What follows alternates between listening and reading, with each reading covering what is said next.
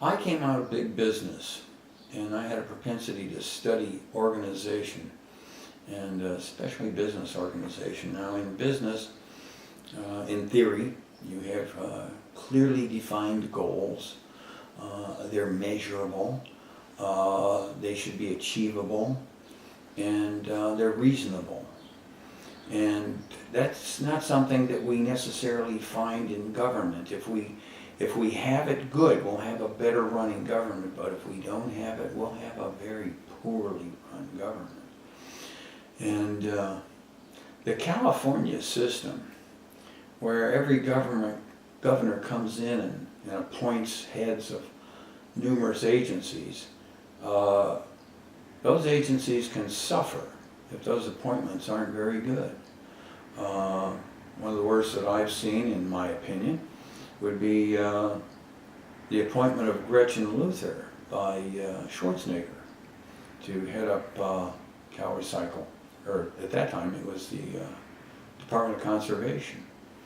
And people with inside talked about, her proclivities and whatnot, and how things got pretty loose. And I've heard the same thing from lobbyists up there.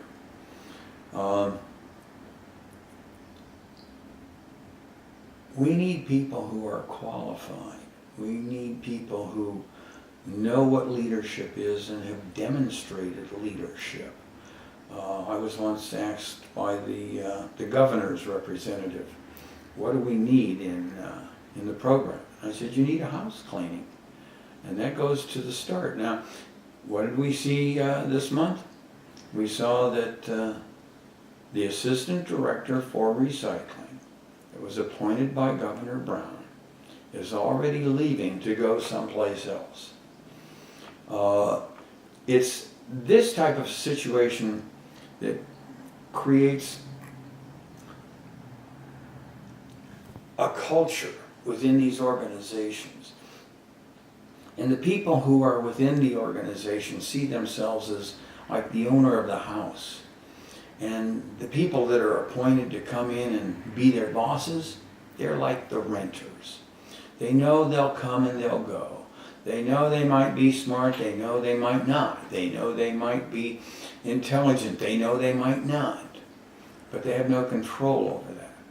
But they will try to control programs and underneath them. In beverage container recycling, we've seen some big blunders. Enforcement has, for years, for decades, shown that it's the recycler that's the problem. When the law says that they are to protect the fund and they're to go after people who violate the laws, and they choose to ignore the first one who's defrauding the program to go after recyclers who are subject to the fraud, then we have a problem. That philosophy came from Jose Ortiz, who brought with him a philosophy called pay and chase. Don't pay them, we won't have to chase them.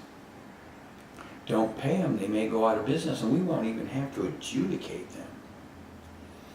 Now,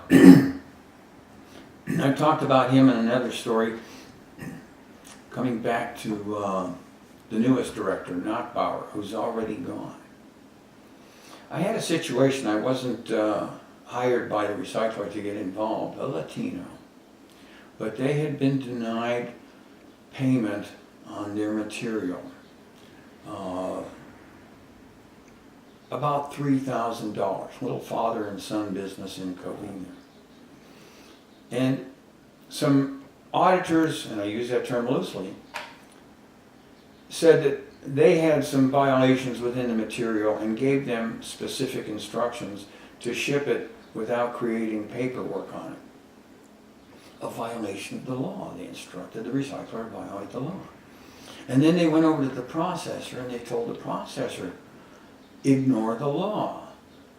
Ignore the fact that there's no paperwork. So I wrote a letter to Nottbauer. Who knows, it always took weeks or months to get stuff out of him because he had to get the answers from somebody else. We knew that. And in this case, he said our auditors are well trained and know the law. Well, if we sent the auditor in there, I bet they'd come up with a different opinion. I'll bet they would agree with me.